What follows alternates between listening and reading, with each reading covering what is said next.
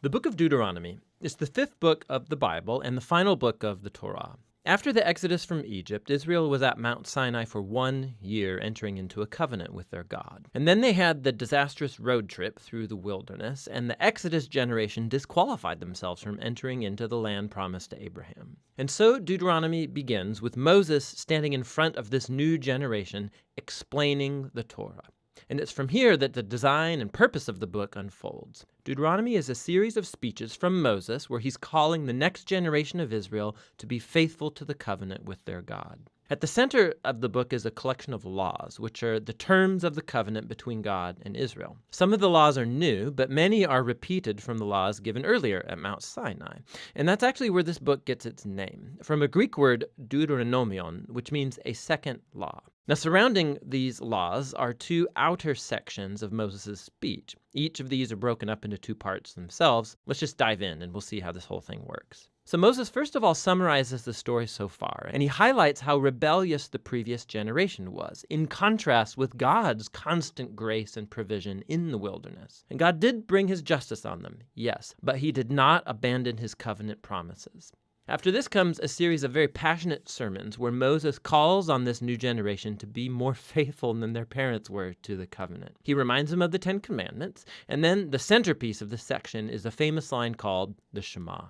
Moses says, "Listen, Israel, the Lord is our God, the Lord alone, and you shall love the Lord your God with all of your heart, with all of your soul, and with all of your might." This became a very important daily prayer in Judaism, and it brings all of the themes of the book together. So the word listen, or Shema in Hebrew, it means much more than just to hear. Its meaning includes responding to what you hear, or in English we would say obey. And the word love in Hebrew also means much more than just an emotion or feeling. It's about a decision of wholehearted devotion to God that involves your will and your emotions, your mind and your heart. Now, for Israel, their obedience and devotion to God served a much larger purpose. Obedience to the laws is going to make Israel a unique people among the nations. Just like God said at Mount Sinai, they will become a kingdom of priests. And Moses now says, how? Israel has the chance, by following the laws, to show the whole world the wisdom and the justice of God.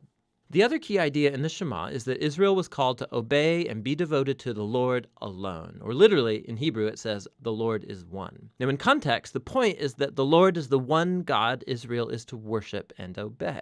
Israel's about to go into the land of Canaan, where people worship idol gods that represent all different aspects of creation: the sun, the weather, sex, and war. And in Moses' view, worshiping these gods degrades humans and destroys communities. But worshiping the God of Israel, who's the creator and the redeemer, that will lead to life and blessing. And so we come to the large collection of laws at the center of the book.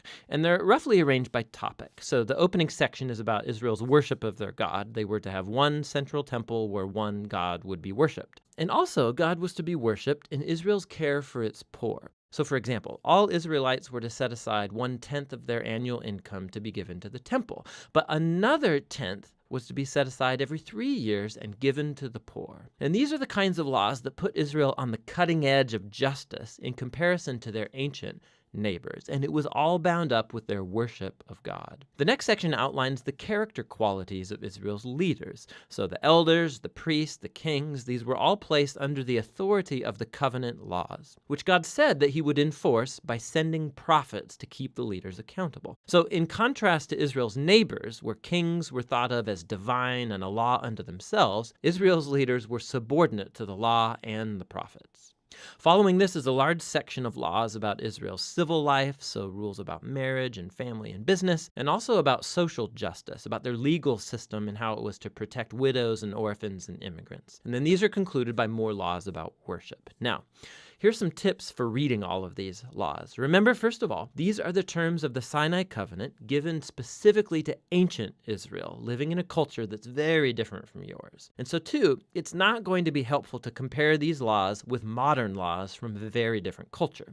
Rather, these were given to set Israel apart. And so we need to compare these laws with those of Israel's neighbors, like in Assyria or Babylon. And when you do that, all of a sudden laws that seemed harsh or bizarre become much more clear. You see that God is pushing Israel to a higher level of justice than was ever known before. And so finally, try to discern what core principles of wisdom or justice underlie any particular law, and you'll discover some really profound things. So here's an extra credit assignment. Go see how Paul the Apostle does this very thing in his first letter to the Corinthians, chapter 9, verse 9, and he quotes a law from Deuteronomy chapter 25, verse 4. It's really interesting. So back to Moses. After he goes through all of the laws, he issues a final challenge that Israel should listen to and love their God. He first issues a warning and an ultimatum. If Israel listens to and obeys their God, everything's going to go great, lots of divine blessing. But if they don't listen and rebel, famine, plague, devastation, and ultimately exile from the land. And then Moses forces a decision. He says, "Today I set before you all life or death, blessing or curse, goodness or evil. So choose life by loving the Lord your God and listening to him." But then Moses says this. He says, "I know that after I die, you're going to rebel and turn away from God and end up in exile." Which is kind of a downer. But then again, he's been with these people for decades, and it becomes clear that his hopes are not very high. But all is not lost, Moses says. One day, when Israel is sitting in exile, at any point, Moses says they can turn back to their God, who will, in his words, circumcise your hearts so that you may love him with all your heart and soul and live. Now, this is a vivid metaphor that's saying something is fundamentally wrong with Israel's heart. It's stubborn and hard. And it's the same thing wrong with the heart of all of humanity. This is going all the way back to the rebellion in the garden. Humans seized autonomy from God. They wanted to define good and evil for themselves, and they ruined God's good world as a result. But one day, Moses says, God is going to do something to transform the hearts of his people so that they can truly listen to and love God from the heart and be led back to true life. And this is the promise that gets picked up by the later biblical prophets, Jeremiah and Ezekiel, the hope for a new heart. So Moses ends his speech with a poem of warning and then of blessing, and then he walks up onto a mountain and he dies. And so the Torah draws to a close. All of the major plot tensions of the biblical story are in place, but left totally unresolved. So when is the descendant of the woman going to come and defeat evil? Or how is God going to rescue the whole world and bless all nations through this family? And how can God's holiness be reconciled with people who are continually rebellious? And how is God going to transform the hearts of his people? You just have to keep reading to find out. But for now, that's what the book of Deuteronomy is all about.